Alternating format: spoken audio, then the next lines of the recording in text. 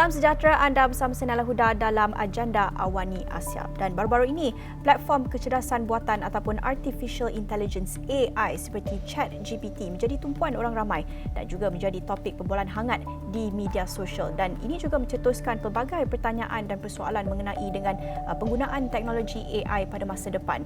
Antaranya, mencetuskan pertanyaan mengenai dengan masa depan pekerja. Adakah pekerja bakal digantikan dengan teknologi AI ataupun adakah kita akan capai satu masa ataupun situasi di mana ada setengah pekerja di golongan ataupun sektor tertentu akan digantikan sepenuhnya dengan teknologi AI. Jadi adakah wajar untuk golongan pekerja bagi setengah sektor ini rasa bimbang dengan kebangkitan teknologi AI? Tapi apa sebenarnya manfaatnya dan apa sebenarnya ruang untuk diterokai Malaysia dalam penggunaan teknologi AI? Dan sudah bersedia untuk mengulas dengan lebih lanjut bersama saya ketika ini Dr. Azri Nazri, Presiden Persatuan Artificial Intelligence Malaysia yang juga merupakan pensyarah Fakulti Komputer Sains dan Teknologi Maklumat UPM, dan juga seperti biasa bersama kami Zhang Hong ataupun Satria, wartawan kumpulan media China CMG. Terima kasih kepada Dr. Azri dan Zhang Hong sudi bersama kami di Agenda Awani Asia. Pertama sekali Dr. Azri, kita nak melihat secara umumnya di manakah kita berada di Malaysia dalam penggunaan teknologi AI ini kalau kita nak bandingkan dengan negara lain. Dan sudah bersedia bersama saya untuk membincangkan lebih lanjut mengenai dengan peluang yang ada dalam industri ataupun teknologi AI. Sudah bersedia ketika ini Dr. Azri Nazri, Presiden Persatuan Artificial Intelligence Malaysia dan juga pensyarah Fakulti Komputer Sains dan Teknologi Maklumat UPM. Dan juga bersama kami seperti biasa Zhang Hong, wartawan kumpulan media China CMG. Terima kasih kepada Dr. Azri dan juga Zhang Hong sudi bersama kami di Agenda Awani Asia untuk membincangkan mengenai dengan satu topik yang cukup relevan dan menjadi topik perbualan yang agak hangat di media sosial baru-baru ini. Tetapi secara umumnya Dr. Azri, bagaimana kita nak melihat perkembangan teknologi AI di Malaysia? Di manakah kita berada sekarang? Okey, terima kasih banyak. Satu soalan yang amat baik. Kalau mengikutkan, saya mula terangkan dari segi definisi dulu. Artificial Intelligence atau kecerdasan buatan. Sepatutnya artificial intelligence ini terbahagi kepada dua bahagian. Yang pertama panggil artificial narrow intelligence dan yang kedua adalah artificial general intelligence. Sekarang ni kita berada pada zaman orang panggil artificial narrow intelligence di mana satu kecerdasan hanya boleh buat satu tugas sahaja. Artificial general intelligence adalah satu kecerdasan boleh melakukan pelbagai tugas. Jadi kita belum sampai lagi pada zaman AGI. Pada zaman sekarang kita masih lagi berada pada zaman ANI ataupun artificial narrow intelligence. Di Malaysia, kalau kita tengok ranking daripada Government Artificial Intelligence Readiness Index by Oxford Insight, kita berada pada tahun 2022, kita berada pada kedudukan 29. Okay, pada tahun 2019, kita berada pada tangga 22. Okay, kalau mengikut dari pergi Southeast Asia, kawasan Southeast Asia, negara pertama yang maju ke depan dalam segi teknologi AI adalah Singapura. Dan salah satu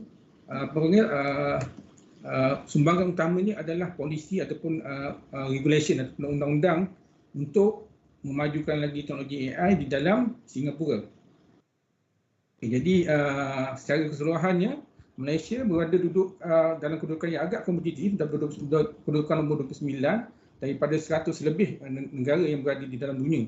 Kalau dalam dekat Southeast Asia kita berada dalam ranking yang agak baiklah. Cuma dari segi dari segi teknologinya kita masih lagi menjadi pengguna teknologi daripada pengeluar teknologi. Ini kita dapat melihat dengan melihat indeks daripada Government Artificial Intelligence Readiness ini, di mana dekat sini kita boleh melihat infrastruktur dia. Kita boleh melihat dekat sini the number of startup ataupun berapa banyak syarikat pemula yang berada di Malaysia yang mencipta teknologi atau inovasi, dan juga teknologi skills yang berada di Malaysia ataupun human talent di Malaysia. Dekat situ kita agak ketinggalan. Di Malaysia kita ada banyak inisiatif daripada kerajaan negeri dan juga kerajaan pusat untuk menggunakan teknologi AI di dalam Malaysia lah, pada peringkat nasional dan juga peringkat negeri. Contohnya saya ambil di Terengganu, mereka telah menjalankan satu projek yang bernama Taman Maya AI. Taman Maya AI yang disarankan oleh kerajaan Terengganu untuk memanfaatkan teknologi industri Industri 4.0 di negeri Terengganu. Konsepnya mudah, dia cuma Bezanya dengan teknologi park yang kita kenal, contoh seperti teknologi park Malaysia di Selangor, ia mengikut apa panggil closed environment, maknanya dia adalah satu tempat di mana semua industri akan masuk akan menduduki taman tersebut. Tapi dia dengan itu dia menjadi dia menggunakan konsep open park di mana semua rakyat boleh terlibat secara langsung dengan perkembangan teknologi tersebut. Itu adalah salah satu kita tengok perkembangan yang ada di Malaysia lah. Ya, seperti yang Dr. Azri katakan, Malaysia ini merupakan antara negara yang berada dalam kedudukan yang agak baik dalam kita bercakap tentang penggunaan AI dan pada masa yang sama kalau kita nak bercakap tentang peranan yang dimainkan Malaysia, kita masih lagi menjadi negara pengguna, belum jadi negara yang mengeluarkan teknologi AI. Kalau kita nak bercakap tentang penggunaan teknologi AI ini, apa antara sektor industri ataupun untuk kegunaan apa yang paling banyak digunakan di Malaysia sekarang ini? Okey. Kalau mengikutkan sumber daripada World Economic Forum dan juga Boston Consulting Group, kebanyakan teknologi yang boleh menimbulkan kesan secara langsung daripada teknologi Industri 4.0 terutamanya AI adalah pertanian, pelombongan, penghilangan, pembinaan, perkhidmatan dalam kerajaan pusat dan juga negeri dan juga perkhidmatan dalam swasta.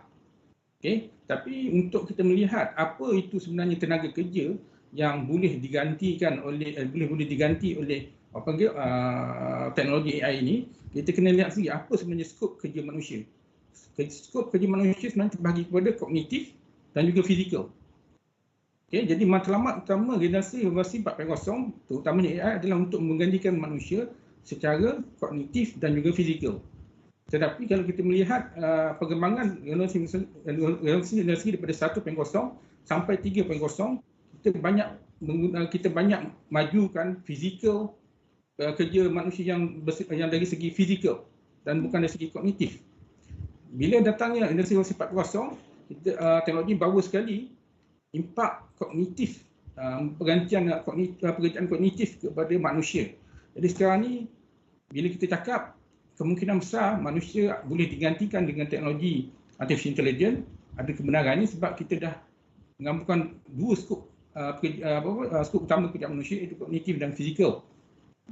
Begitu juga perlu melihat kognitif, skop kognitif kerja manusia ini terbahagi pada 4. Pertama, sosial. Manusia kena bekerja secara sosial, secara kognitifnya. Yang kedua, tidak sosial, maknanya asosial. Yang ketiga, kreatif. Dan keempat, rutin. Itu untuk kerja kognitif. Kerja fizikal juga melibatkan sosial, tapi memerlukan kemahiran.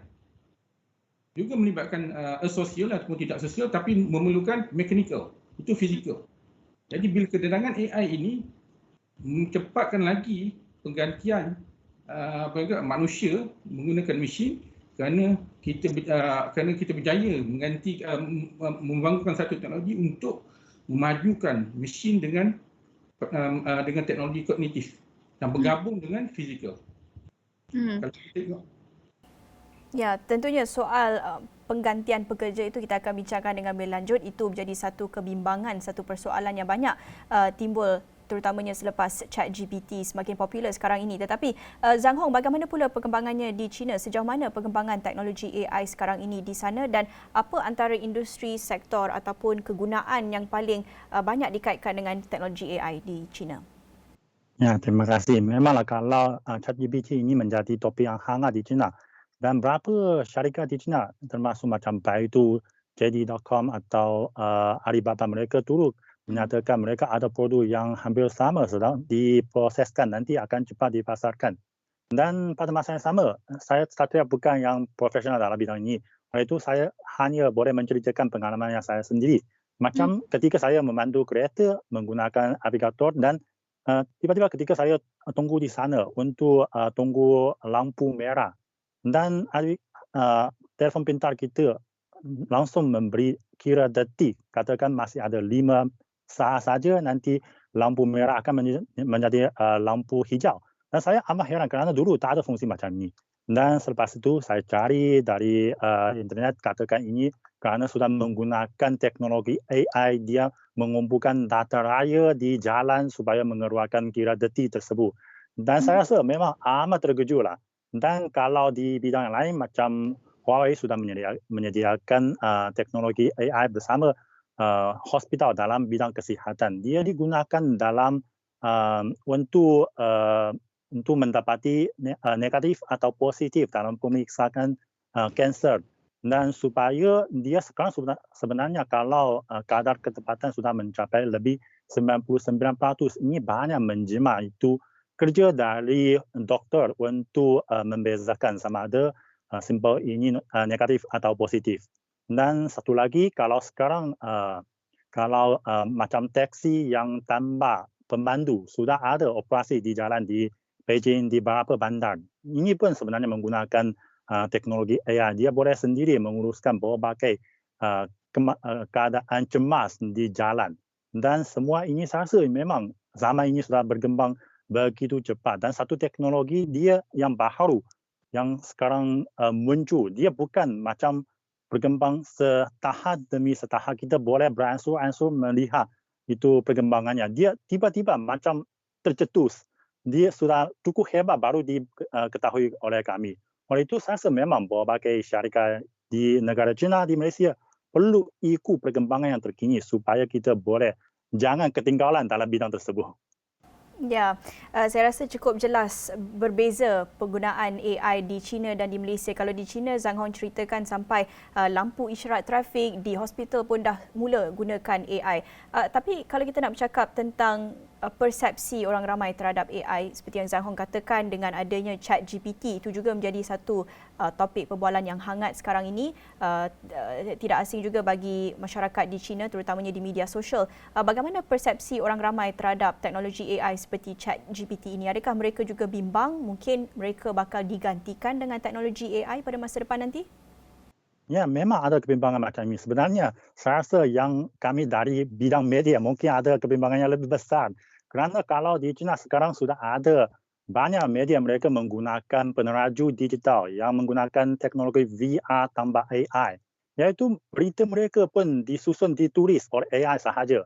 Dan nanti disampaikan oleh peneraju digital saja. Jadi tak perlu lagi macam peneraju kita atau editor atau wartawan lagi. Saya rasa ini memang merupakan satu cabaran yang cukup besar. Dan ada satu kebimbangan iaitu macam sekarang macam ChatGPT sebenarnya sudah cukup hebat dalam untuk menulis kertas, untuk menulis laporan. Jadi kalau ikut perkembangan macam ini, adakah pada suatu hari macam kalau media mereka tak perlu mengupah lagi wartawan yang junior. Dan kalau kita tahu macam Satria boleh duduk sini untuk menyampaikan ulasan. Kerana saya sudah ada lebih 20 tahun pengalaman dalam bidang ini.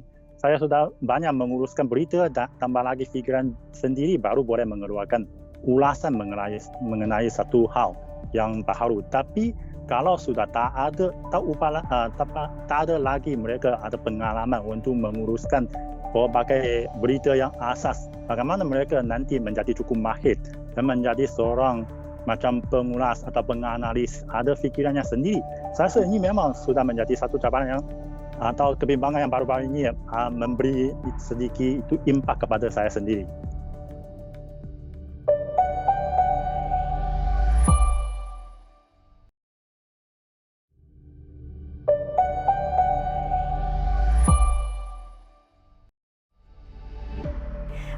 Pandangan Dr. Azri bagaimana melihat kepada kebimbangan ini? Apa sebenarnya impak kebangkitan teknologi AI ini kepada sektor pekerjaan, kepada produktiviti dan juga tenaga kerja? Adakah wajar untuk orang ramai rasa bimbang dengan teknologi AI?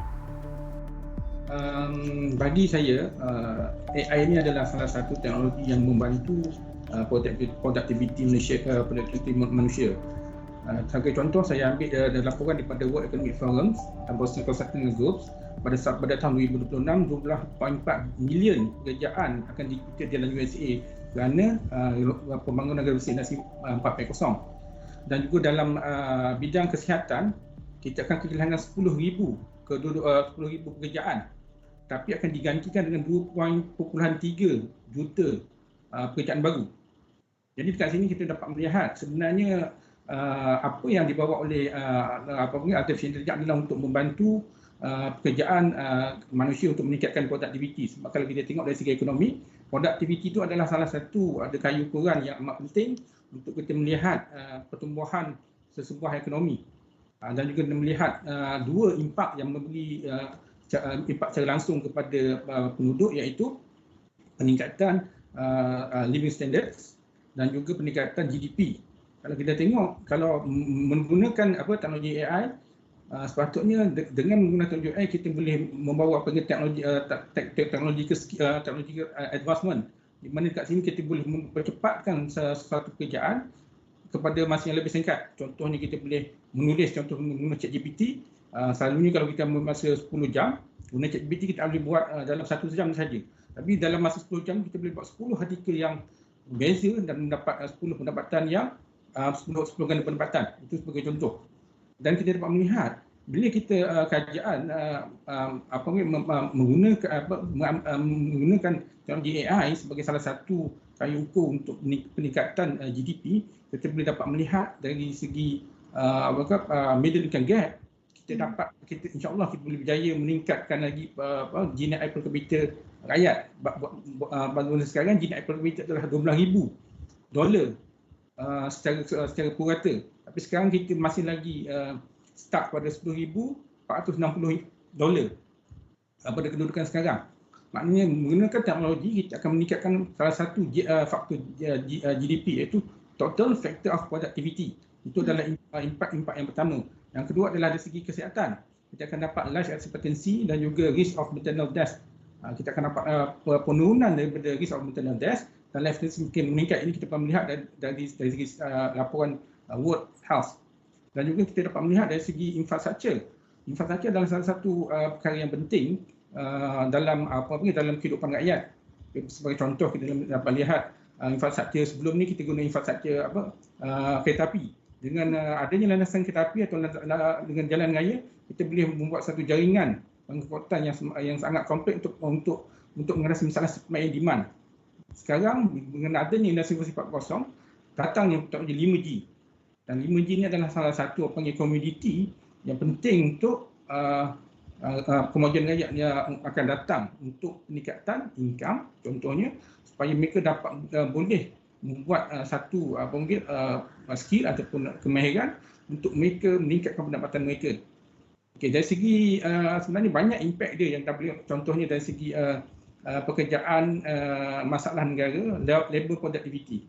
Kat sini kita melihat labor productivity dekat Malaysia, kita sangat bergantung kepada buruh kasar, sehingga kan bila kita kekurangan buruh kasar, kita tiada alternatif untuk menggantikan mereka. Walaupun kita sekarang ni tengah disibukkan dengan kemajuan teknologi AI dan juga robotics, tapi kita masih tidak boleh apalagi dapat mencipta satu teknologi yang boleh mengatasi produktiviti buruh ini. Dan yang ketiga yang saya rasa agak penting, kita tengok panggil aging populations. Sekarang ni kita tengok kita semakin lama remaja sekarang ni kohort remaja semakin lama semakin berkurangan kerana mungkin mengikut statistik kelahiran dan berkurangan. Itu menyebabkan tenaga muda semakin berkurangan, tapi tenaga orang yang mencecah usia tua semakin bertambah. Ini akan menambahkan lagi salah satu panggil beban kepada sistem kesihatan kerajaan, kerana mereka terpaksa menampung aging population ini untuk memastikan mereka terjamin kehidupan mereka. Tapi ini juga akan membebankan kepada pemuda-pemuda ataupun belia-belia di sana, kerana mereka terpaksa bekerja kuat untuk menampung sistem kesihatan kita. Bagi contoh, kalau kita tengok age dependency ratio pada tahun 1970 ialah 6.29%. Bermakna setiap 100 orang pekerja kena support 6.29 orang tua. Pada tahun 2010 7.37%, dan pada tahun 2020 10.6%. Dan aging population dikelaskan sebagai sebuah negara yang mempunyai 20% age dependency ratio. Maknanya kita menuju ke arah tersebut.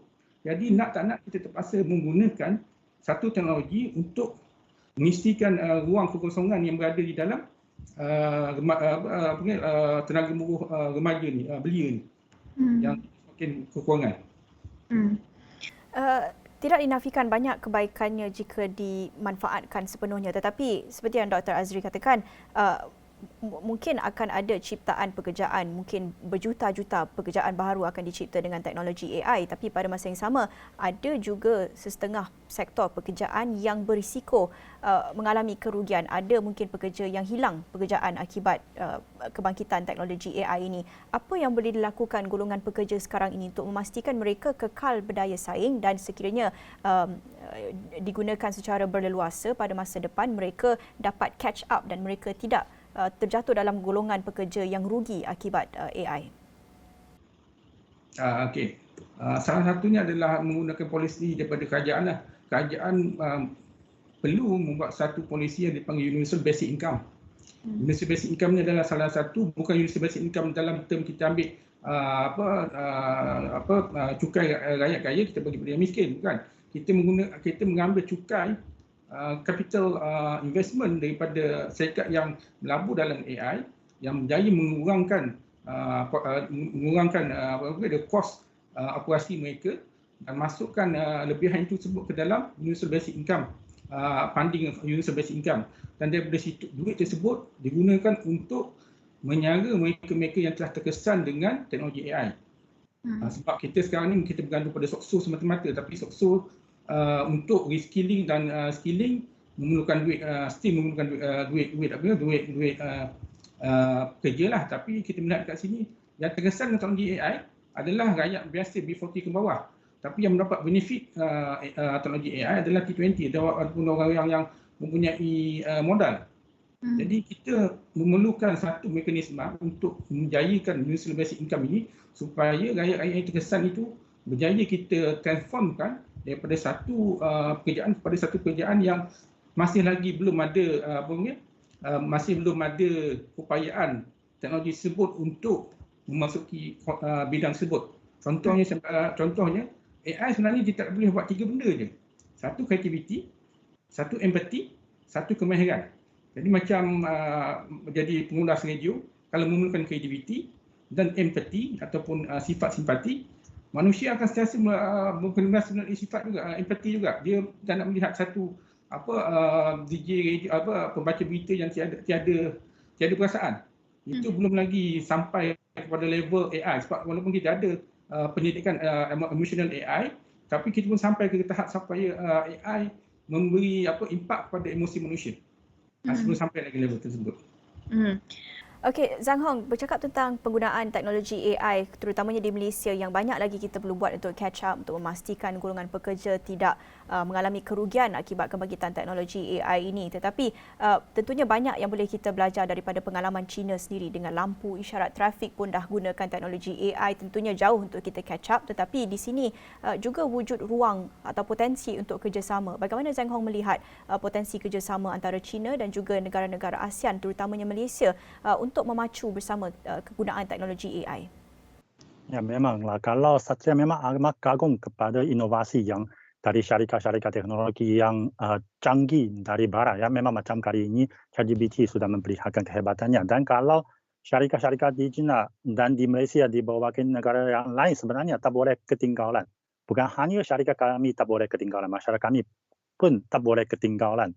Dan ini ada dua maksudnya, iaitu kalau syarikat kita ketinggalan, mungkin dia bukan hanya membawa impak dalam perkembangan teknologi. Kita tahu kalau macam ChatGPT atau AI, dia berdasarkan satu pangkalan maklumat. Kalau semua ChatGPT yang sudah digunakan secara meluas di dunia, tapi dia menggunakan pangkalan maklumat yang terkawal oleh barat.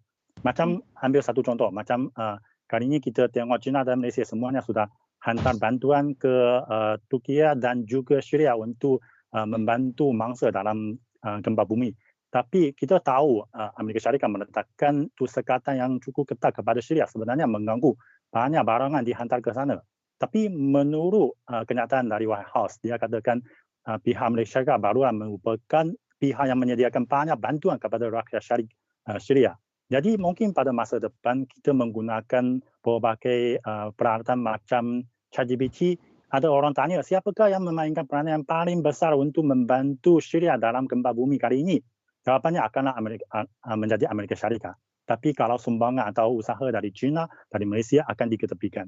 Ini satu masalah yang saya rasa perlu menarik itu tumpuan kami. Dan satu lagi, masyarakat kita jangan ketinggalan terhadap itu perkembangan teknologi baru.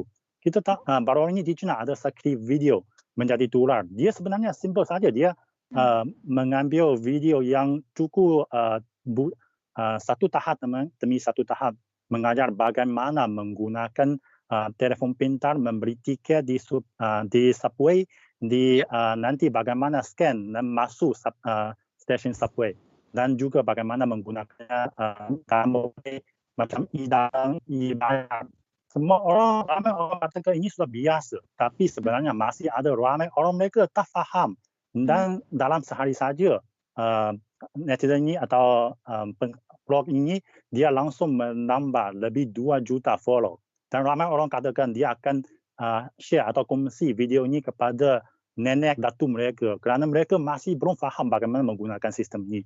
Jadi nanti kalau dengan AI ada perkembangan yang baru, saya rasa mesti ada lebih ramai orang kurang faham, kurang fasih untuk menggunakannya. Bagaimana menjamin mereka semuanya mendapat atau mengongsi manfaat yang dibawa oleh perkembangan teknologi.